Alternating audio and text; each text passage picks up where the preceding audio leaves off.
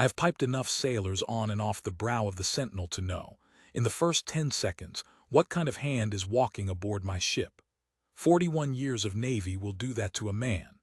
You watch the way they carry the sea bag, high on the shoulder or dragging it like an anchor. You watch the eyes, whether they go up to the island first or down to their own boots, and you know. I was almost never wrong. The morning she reported aboard, I was wrong, and I did not find out how wrong for 11 days. It was a gray forenoon off the pier, the wind coming across the flight deck flat and cold, and the transfer draft came up the brow in a loose file, 6 of them, orders in hand, faces still wearing the port they'd left. I stood the quarterdeck watch, that rotation more out of habit than duty. A senior chief bosun's mate doesn't have to, but I liked to see who was joining my deck division before they were mine. 5 of them came aboard the way sailors come aboard. Then there was her. She was small. That was the first thing, and I will not pretend it wasn't. Not short in a way that mattered. Plenty of good sailors are built low, but slight through the shoulders, quiet in the hands. A woman you would pass in a passageway and not remember. Petty Officer 3rd Class Renata Vale. She rendered her salute to the ensign aft and to the officer of the deck, requested permission to come aboard in a voice you had to lean toward, and stepped over the combing without a sound. No wasted motion. I marked that at the time as timidness. I would learn later it was the opposite, that a person who has spent years making no sound does not make sound even when there is no reason to hide. "Vale," I said, reading her orders over the OOD's shoulder. "Deck division, you're mine." "I, Senior Chief." She met my eyes for exactly as long as courtesy required and no longer. I took that for meekness too. Her record was thin in a way that should have told me something and told me nothing.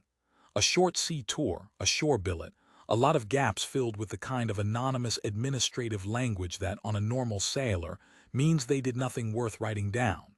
Bosun's mate striker, cross-rated, a couple of quiet evaluations.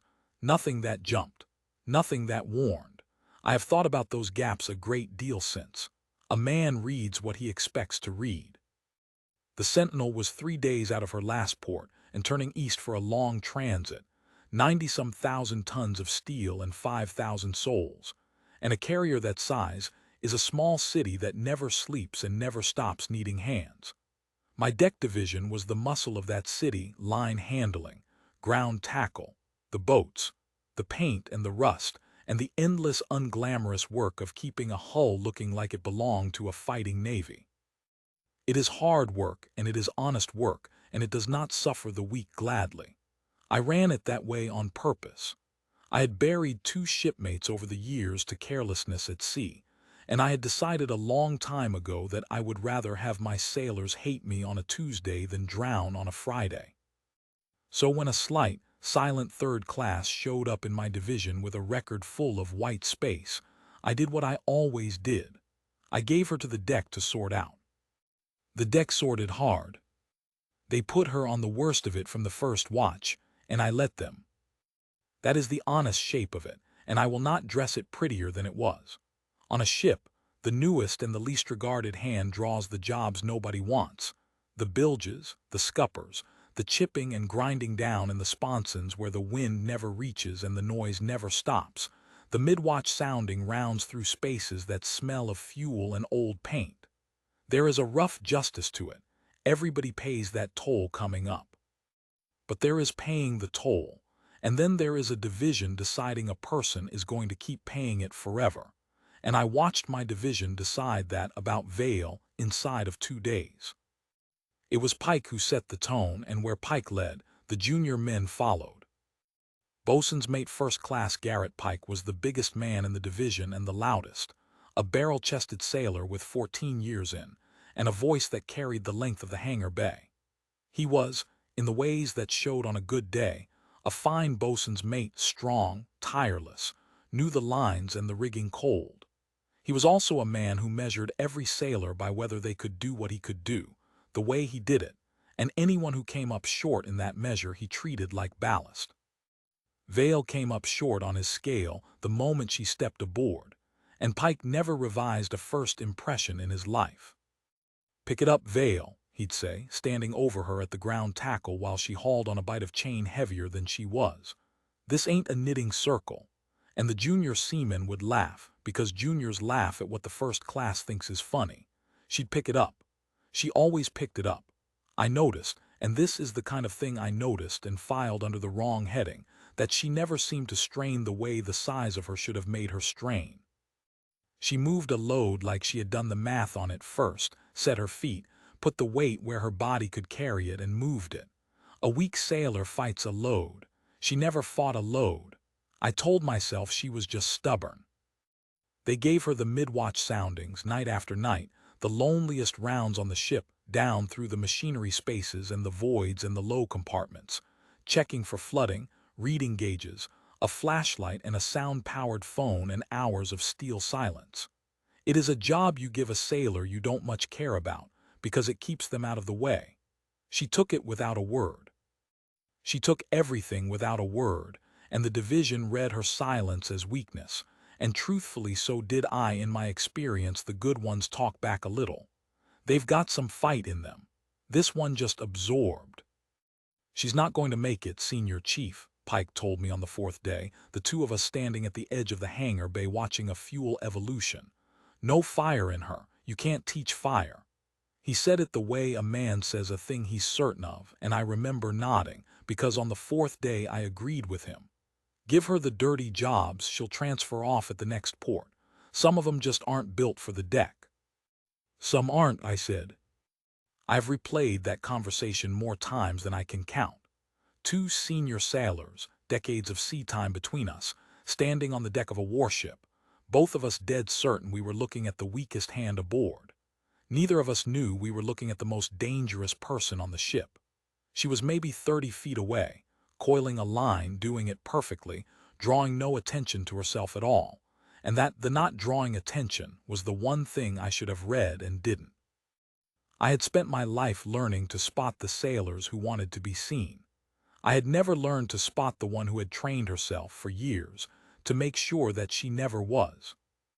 The thing at quarters happened on the 6th day, and it is the part I am least proud of. Morning quarters on the flight deck. The division mustered in ranks with the sea running gray on both sides and the wind coming over the bow hard enough to lean into. I was reading the plan of the day, evolutions, watch bills, the routine business of a ship at sea, and Pike was standing off my shoulder the way a leading petty officer does, and Vale was in the second rank where the junior third classes stood. I don't recall the exact spark. Something about a job undone, a space Pike said hadn't been squared away, a sounding log he said was late, some small deck division sin, and it may even be that the sin was real. I never checked, which tells you where my head was. What I recall is Pike stepping out of his place and crossing to the second rank and getting into Vale's face in front of God and the whole division, his voice up over the wind, telling her she was worthless, telling her she was going to get somebody killed, telling her the Navy had made a mistake putting her on his deck. And Vale stood there and took it, eyes level, saying nothing, which, I understand this now, was exactly the wrong thing to do to a man like Pike, because a man like Pike needs you to flinch, and when you don't, he escalates to make you. He put his hands on her. It was a shove, both hands chest high, the kind of shove a big man uses to knock a smaller one back a step and make a point. On the pitching deck it was more than a step. She went down, hard, onto the non-skid in front of the whole division, and the wind took the moment and stretched it out, and nobody moved. And I am telling you the truth as it happened. I did not move fast enough either. Some part of me, the part that had already decided what she was, thought, this is what happens to the weak ones. Here is what she did. She did not cry out. She did not come up swinging. She did not look at Pike with hate, which is what I would have expected and, God help me, half wanted to see, because it would have confirmed my read of her. She came up off the deck slowly, deliberately, the way you rise when you have decided that rising is the only statement you are going to make, and she set her feet, and she looked at Pike, not up at him, though he had a foot of height on her, but at him, flat and quiet and entirely without fear, and she said, In that voice you had to lean toward. You shouldn't have done that in front of the division, Petty Officer Pike. Now you have to be right. That was all. Now you have to be right. And then she squared herself back into her rank and faced front and waited for me to go on reading the plan of the day, and Pike stood there breathing hard with his fists still half closed, and something crossed his face that I did not have a name for at the time. I have a name for it now. It was the first flicker of doubt. He had shoved a lot of people in 14 years, and none of them had ever come up off the deck and quietly informed him that he had just made a mistake he could not take back. I broke it up. I sent Pike forward and I kept Vale after quarters, and I will confess that I did not keep her to see if she was all right. I kept her to write her up. That was insubordinate, I told her, in the skin of the ladder well where a little privacy was possible. Whatever's between you and Pike, you do not talk back to a first class in ranks. I, Senior Chief. No argument, no excuse. She had a bruise coming up along her jaw where she'd caught the deck and she did not so much as touch it. I'm putting you on report, and I'll be recommending to the division officer that you're not a fit for deck. We'll look at getting you off at the next port. I said it hard because I believed it, and because a part of me, I know this now, wanted her gone. A sailor I could not read made me uneasy, and I mistook the unease for judgment. You've got no business on a flight deck if you can't hold your own down here. She looked at me then for a moment longer than courtesy required, the second time she had ever done that, and there was something in it that I would only understand much later, a kind of patience, the patience of a person who knows a thing you don't and has decided not to correct you because correcting you is not the mission. Understood, Senior Chief, she said. For what it's worth, I can hold my own. The deck says otherwise. The deck's only seen what I've let it see. I took that for the empty pride of a beaten sailor. I dismissed her. I wrote the report chit that afternoon strong language, unsuitable for deck division, recommend transfer, and I signed my name to it, and I slept fine that night. I have not slept quite so easily since. The transit orders came down 2 days after that, and they changed the temper of the whole ship, though not for the reason any of us on the deck understood at the time. We were to make a night passage of the Maring Strait, a long, narrow, crowded piece of water between two coastlines, the kind of choke point where a carrier is at her least comfortable. Little room to maneuver, heavy shipping traffic, land close on both beams, and every small craft in 100 miles able to close you before you've sorted friend from fishing boat. The strike group had made the passage before. It was routine on paper. But the ship's posture tightened in the days before in a way that told those of us who'd been around that somebody up the chain was not treating it as routine. Extra lookouts. The self-defense watches manned up early. A pair of civilian-clothed men who'd embarked at the last port and kept to the flag spaces, and about whom nobody in the crew knew a thing, and about whom the chief's mess did what chief's messes do, which is speculate. And a general air, hard to name, of a ship being quietly wound tighter than the plan of the day admitted. I noticed it. I did not connect it to anything. That was my failing all through this story. I noticed a great many true things and connected none of them, because I had already decided what kind of week it was going to be. Vale noticed it too, that I only understood afterward. There was a moment, I keep it now the way you keep a photograph, the evening before the transit, up on the fantail where the deck division was securing gear for the passage and doubling the lashings on anything that could shift. Vale was working a lashing on a piece of equipment and she stopped, just for a second. She had her back to me and she was looking out over the water toward the coastline sliding past to starboard, and she went still the way an animal goes still, not frozen with fear but focused, every part of her pointed at one thing. I followed her eyes. There was a cluster of small craft standing off the straight mouth, fishing boats by their look, riding lights, nothing a man would look at twice. I looked at them twice because she was looking at them, and I still saw nothing but fishing boats. Something wrong, Vale, I said, and I said it half mocking, because I did not expect a third class on report to have anything worth hearing about the tactical picture. She turned back to her lashing and pulled it tight and tied it off, perfect, and she said, "Wrong number of them, Senior Chief." "Wrong number. Too many for the catch this time of year. And they're not fishing." She said it flatly, the way you'd report a gauge reading, and then she picked up the next lashing and went back to work, and I stood there for a second with the wind in my ears deciding whether to be annoyed. I decided to be annoyed. Not fishing. What did a slight, silent bosun striker with a bruise on her jaw know about the fishing patterns of the Maring Strait, or about reading a cluster of small craft standing off a choke point at dusk? I filed it under the empty confidence of a sailor trying to seem useful, and I told her to finish the lashings, and I went below. She was right, of course. She was right about the number, and she was right about the intent, and she had read in a single glance a thing that the entire self-defense apparatus of a 90,000-ton warship would not fully understand for another 6 hours. But I did not know that yet. I knew only that the weakest hand on my deck had said a strange thing about some fishing boats, and I had walked away from it, the way I had walked away from every other sign, because a man reads what he expects to read, right up until the moment the ship's alarm reaches into his rack and tells him that everything he expected was wrong. The transit began at 200. By 2:30 the strait was on fire, and the only person aboard who had seen it coming was the one we had written off. The alarm found me in my rack at 2:27. I had turned in early against the mid-watch, and I came up out of sleep the way you do at sea when the pitch of everything changes.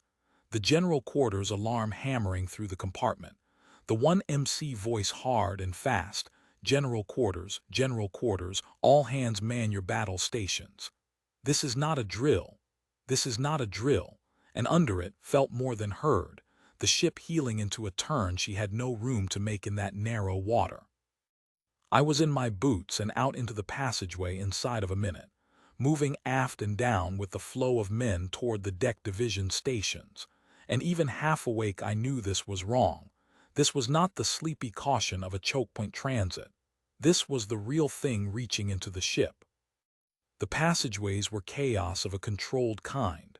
Hundreds of men moving fast in the red light, dogging hatches, pulling on gear, the ship come alive in the dark. I heard the self-defense mounts open up topside, a hard ripping stutter that meant the small craft had closed and somebody was engaging them, and I heard the 1MC calling away the reaction force, and then I heard the thing that turned my stomach cold, the thing that no sailor ever wants to hear come over the general announcing system on his own ship. Security alert, security alert. Armed intruders reported aft. All hands, this is not a drill.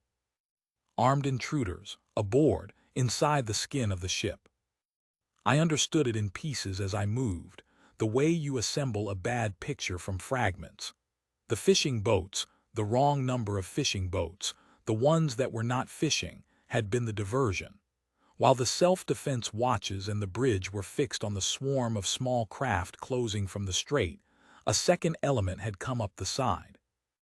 Later I would learn how a disabled contact that called for assistance, a boarding under the cover of a mercy stop, men who had embarked looking like something they were not. The civilian-clothed men no one in the crew knew anything about. The tight, wound posture of the ship that nobody had explained. It had all been pointing at this. And only one person aboard had read the sign for what it was, and she had told me about it on the fantail, and I had told her to finish her lashings. I got to the deck division space with maybe a dozen of my men. Pike was already there, big and loud, and to his credit, steady in the moment, whatever else the man was, he did not panic. We had no clear picture. The word coming down was fragmentary and frightening. The reaction force moving aft had run into something they were not ready for, security team members down. The intruders not a disorganized handful but a trained element moving with purpose toward the after part of the ship. Toward the flag spaces. Toward the two civilian-clothed men and whatever it was they were aboard to do. And Vale was not with us. I remember the cold jolt of realizing it, a quick count of heads in the red light, the small silent third class not among them. "Where's Vale?" I said, and one of the seamen said she'd had the mid-watch soundings. She'd been aft when it started, and I felt something drop in me, because aft was exactly where the shooting was, and I had sent her there night after night to the loneliest rounds on the ship, and now the weakest hand in my division was alone and unarmed in the one part of the ship that had gone to hell. I want to be honest about what I felt. It was not in that first moment fear for her as a shipmate, clean and simple. It was guilt, and it was the sick certainty that she was already dead, that the meek little sailor I had written off was going to be the first name on the casualty list, killed in a passageway because I'd made her do the rounds nobody else wanted. I started aft. Pike caught my arm. "Senior Chief, we don't have weapons, we can't." And he was right. We were bosun's mates with damage control gear and not a firearm among us, and going aft into a gunfight would just add our names to the list. I knew he was right. I went anyway because I could not stand in that space knowing where I'd sent her. What I found aft was not what I expected, not even close. I smelled it before I saw it, the flat chemical bite of gunfire in an enclosed steel space, and under it something worse. I came around the turn into the aft passageway low and careful, expecting to find the reaction force pinned or worse, and what I found first was two of them. Security team sailors, down against the bulkhead, one working on the other with a pressure dressing, both of them alive. The one still up, a young master-at-arms with blood on his hands that wasn't his, saw me and I braced for panic and instead got something stranger, a kind of stunned steadiness. He pointed forward, deeper aft, toward the flag spaces. "She went that way," he said. "Who did?" "The corpsum, the deck girl, Vale." He was shaking his head slowly, the way a man does when the thing he's seen won't fit in his head. "Senior Chief, they had us. 3 of them came through that hatch and they had angles on us, and Petty Officer Reyes was down and they had us cold, and she came out of the after ladder well behind them." He stopped. He looked at his own bloody hands. "I've never seen anything like it. I don't." She moved like. He couldn't finish it. "She took the weapon off the first one. Just took it. And after that it wasn't a fight. She told me to get pressure on Reyes and hold this spot and not let anybody past me, and she went forward. She said," he swallowed, "she said, 'Stay on your casualty, sailor, I've got the ship.'" I've got the ship. I crouched there in the reeking passageway trying to make that sentence be about the person I thought I knew. The slight silent third class who took the mid-watch soundings without a word, who ate Pike's contempt without a flicker, who went down on the non-skid at quarters and came up and said, "Now you have to be right." And a cold understanding began to move in me, slow, like the ship coming about, that I had never once seen this person, that everything I had read as weakness had been control, that a sailor who has trained herself for years to make no sound, to draw no eye, to move a heavy load like she'd done the math on it first, to read a cluster of small craft at a glance and know they were not fishing, that sailor was not the weakest hand aboard. She was something I did not have a category for, and she was, at that moment, alone and forward of me, moving toward armed men with the whole after end of a carrier as her ground.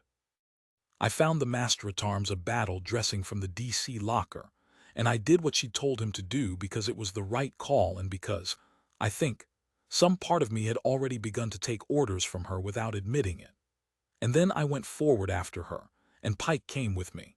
He'd followed me aft, cursing the whole way, and now he came on because he wasn't going to let his senior chief go alone, and I have never respected the man more than in that hour. We did not catch up to her. We followed her the way you follow weather, by what it left behind. Here is what I want a man to understand, because it is the heart of the thing, and it is the part the word hero usually gets wrong. What she did in the next 20 minutes was not a wild, lucky, blazing run. It was the opposite.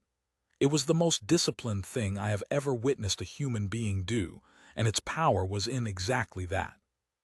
We came forward compartment by compartment through what she had already passed through, and I read it as I went, the way you read a deck after a hard evolution. There was no wreckage of a firefight, no walls of holes, no spray and pray. There was a man down here, disarmed and secured with his own gear, and a length of line tied the way a bosun ties a line, alive, out of the fight, breathing. There was a hatch there, dogged from the far side, that she had used to funnel them. I understood it later, how she had been hurting the whole element the way you hurt anything, closing the doors she wanted closed, opening the path she wanted them on, using a ship she had walked every night on those lonely soundings until she knew it better than men who'd served aboard for years. That was what the mid-watch rounds had been to her. Reconnaissance. She had been mapping the ship in the dark, night after night, while we thought we were punishing her. Twice we came on a member of the security force or the reaction team, down and wounded, and each of them told the same impossible story in different words. That she had appeared, put the threat down without wasting a motion or a round. And then, this is the part that undid me, stopped in the middle of it to save them. She had a wounded gunner's mate with a bad leg wound stabilized with a tourniquet high and tight, and a time written on his forehead in his own blood, textbook, the mark of someone who had done it 100 times under fire. She had told him to hold and stay awake and that people were coming. And then she had gone back into it, forward, toward the two men in civilian clothes and whatever they had come aboard to reach. Pike said it out loud, somewhere in there, in a voice I'd never heard him use. We just found the gunner's mate with the tourniquet, and Pike looked at the neat professional work of it and the tied man beyond and the dogged hatches, and he said quietly, "Senior Chief, what is she?" I didn't answer because I was only then beginning to know, and the knowing was a hard thing to carry. I thought about the report chit I'd signed. Unsuitable for deck division. Recommend transfer. I thought about the deck's only seen what I've let it see, and how I'd taken it for the empty pride of a beaten sailor. I thought about a foot of height and 14 years of muscle shoving her down onto the non-skid in front of the division, and her coming up off the deck slow and level and telling him, without heat, that now he had to be right. She had known in that moment exactly what she was and exactly what he was not. And she had said nothing, and taken the report chit, and gone back to the mid-watch soundings, because whatever she was aboard to do, correcting Senior Chief Rourke's opinion of her was not the mission. We caught up to her at the last hatch before the flag spaces. And there I stopped, because there was nothing I could add, and because, for the first time in 41 years of naval service, I understood that the most useful thing I could do on my own ship was stand still and watch a third-class petty officer work. The two men in civilian clothes were not, it turned out, the last of the intruders. They were the reason for them. I would not learn the full shape of it for days. The classified freight of it was above a deck senior chief's need to know, and stayed there, but the broad picture came clear enough in the hour and the days after. The straight passage had been the window. The swarm of small craft had been the fix. The boarding element had been the assault. A trained team come up the side under a false mercy stop with one job: to reach the after spaces, seize what was in them, and cripple the ship's ability to fight from the inside while she had no room to maneuver. And the two quiet men the crew had gossiped about were exactly what the whole thing had been built to get to. What the planners of it had not accounted for, what no reasonable planner would account for, was that the Navy had put one of its own, quietly, aboard that ship, under a cover so complete that not even her own senior chief had cracked it. A Tier 1 special mission operator, riding as a nobody in a deck division, precisely so that if something like this ever reached out of the dark, there would be one person aboard already inside the wire, already mapping the passageways on the mid-watch, already reading the fishing boats, already exactly where she needed to be. Her call sign, I would hear an admiral say before the night was out, was Riptide. At the last hatch she did not go through hot. I watched her, small, soaked with the sweat of 20 minutes of the hardest work a body can do, the bruise from the non-skid still yellow-green on her jaw, set herself against the bulkhead and listen. Just listen, with a stillness that had a whole animal patience in it, the same stillness I'd seen on the fantail when she looked at the boats. She knew what was on the other side. 2 shooters and the 2 principals and a compartment with no give in it. And if she rushed it, the men she'd come to protect died in the first 3 seconds. So she did not rush it. She read the sound-powered circuit that ran along the overhead, and she reached up and did something to a valve I did not understand at the time. And somewhere beyond the hatch, a sudden hard hiss of released pressure took the 2 shooters' attention off the door for the half-second she required.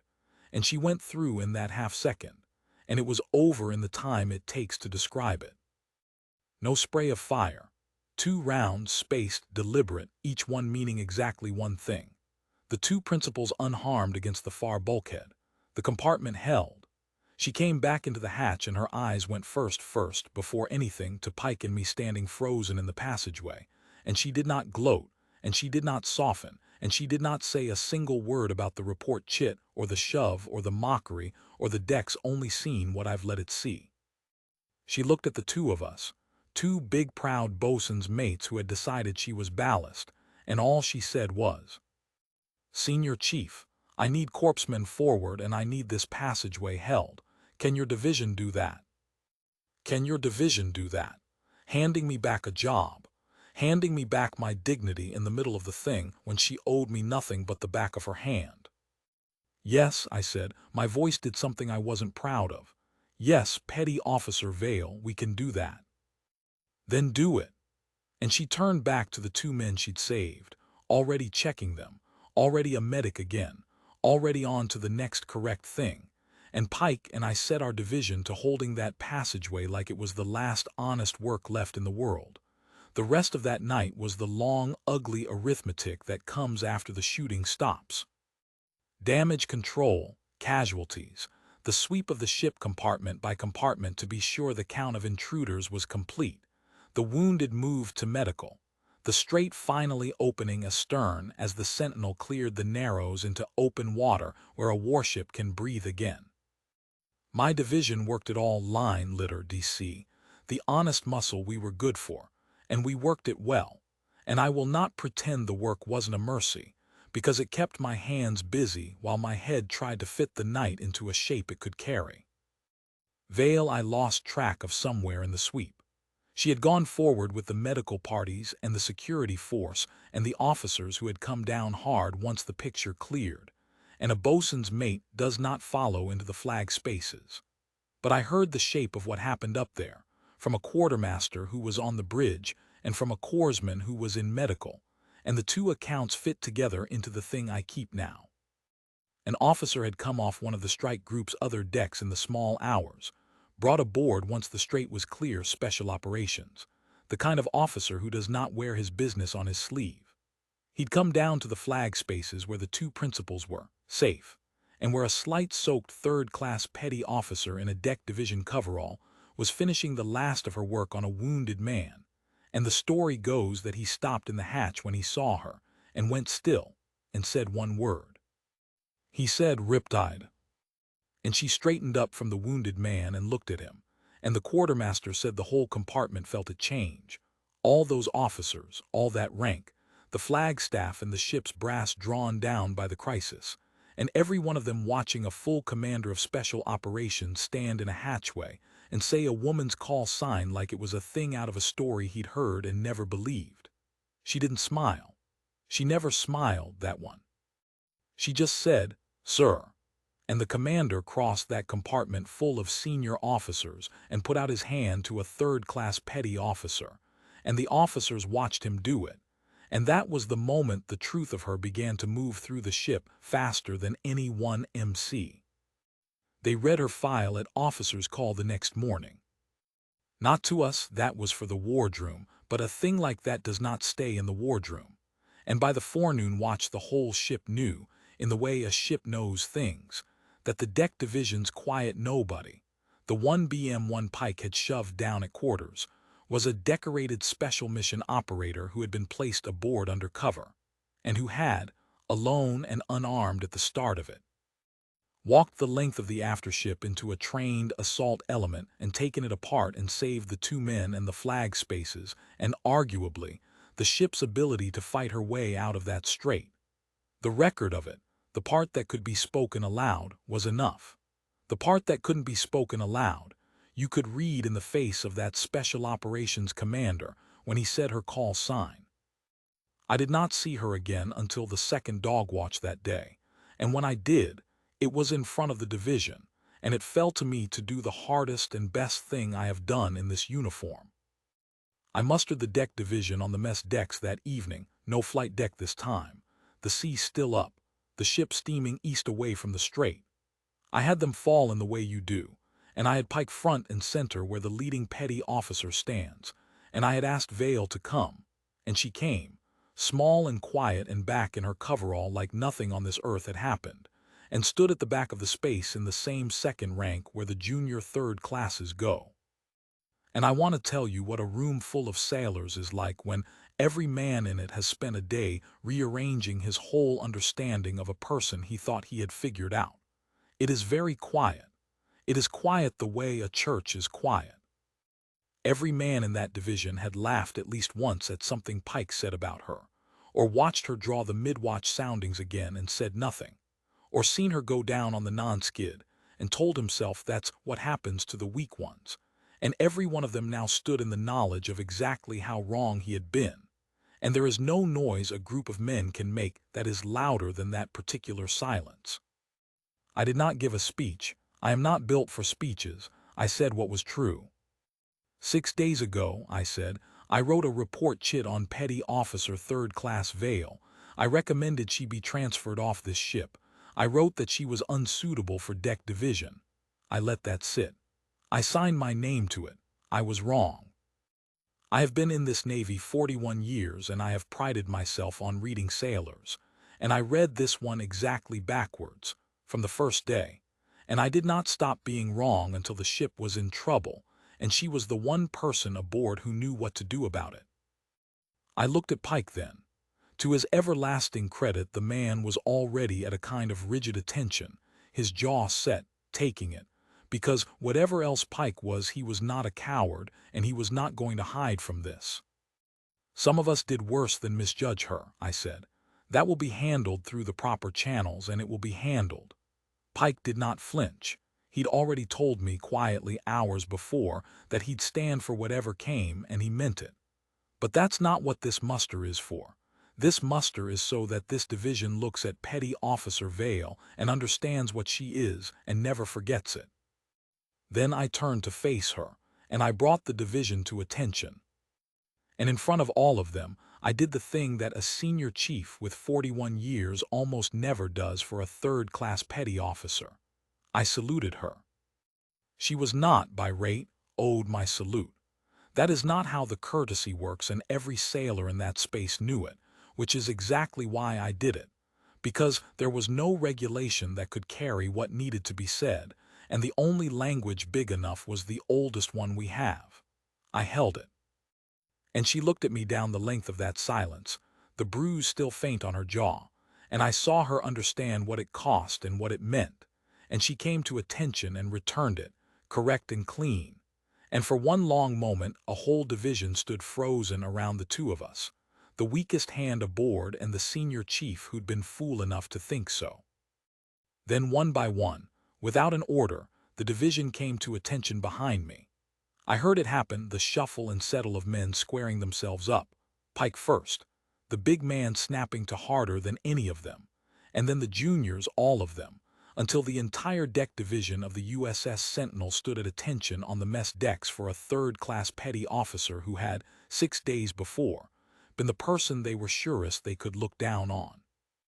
She let them hold it a moment, and then she said the only thing she said that whole muster, in that voice you still had to lean toward, and it went through the silent space and landed on every man in it. "At ease, shipmates," she said. "We've all got the watch. I have thought a great deal in the time since about what I got wrong and why. It would be comfortable to say I was fooled by a good cover, and that is true as far as it goes. She was placed aboard to be invisible, and she was very, very good at being invisible, better than any sailor I ever served with. But the comfortable answer lets me off too easy, and I have decided not to let myself off. The truth is that I saw a small, quiet woman in a hard man's world, and I decided in 10 seconds what she was. And then I spent 11 days fitting everything I saw into the decision I'd already made.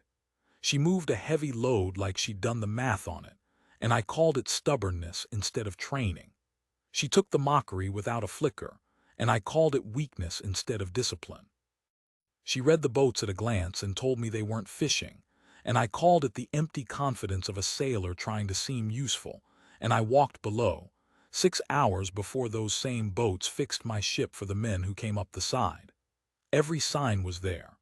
I read every one of them backwards, because a man reads what he expects to read, and I had expected to find the weakest hand aboard. She was the most dangerous person on that ship, and the most disciplined, and I have come to believe this is the part that matters most, the most restrained. That is the thing about real strength that the movies never get right. She had every reason to break Pike in half at quarters, and she chose, instead, to come up off the deck and tell him quietly that he'd made a mistake. She had every reason at that last hatch to make her proof loud, to let the whole ship see the legend she was, and instead she did the quietest possible version of an impossible thing, 2 spaced rounds in the compartment held, and then turned around and handed her doubting senior chief a job so he could keep his dignity in front of his men. She never raised her voice on that ship. Not once. Not when she was mocked, not when she was shoved down, not when she was proving every one of us wrong. Her power was that she never needed to. Vale left the ship a few weeks later, quietly, the way she'd come, orders to somewhere none of us were cleared to know. She shook my hand on the brow and rendered her salute aft, and requested permission to go ashore in that voice you had to lean toward, and stepped over the combing without a sound, the same way she'd stepped over it the first morning when I clocked her for the weakest hand aboard. Only this time the whole quarterdeck watch came to attention as she went, and this time I knew what I was looking at. People ask me sometimes, the younger ones, how you tell the good ones, the real ones, and I used to have a whole speech about the eyes and the sea bag and the way they come up the brow. I don't give that speech anymore. Now I tell them there was a sailor once that I was certain was the weakest hand on my ship, the quiet one, the small one, the one who never talked back, the one I shoved to the worst jobs and wrote off and signed the paper to send away. And I tell them she turned out to be the most feared operator I ever stood a deck with, and I never knew it until the night she saved us all, because she never once asked me to. And then I tell them the only thing I'm sure of after 41 years. The most dangerous person in any room is almost never the loudest one. Sometimes she's the one in the back rank you never bothered to see, and if you're lucky, if you're very lucky, she's on your side and she's already got the watch.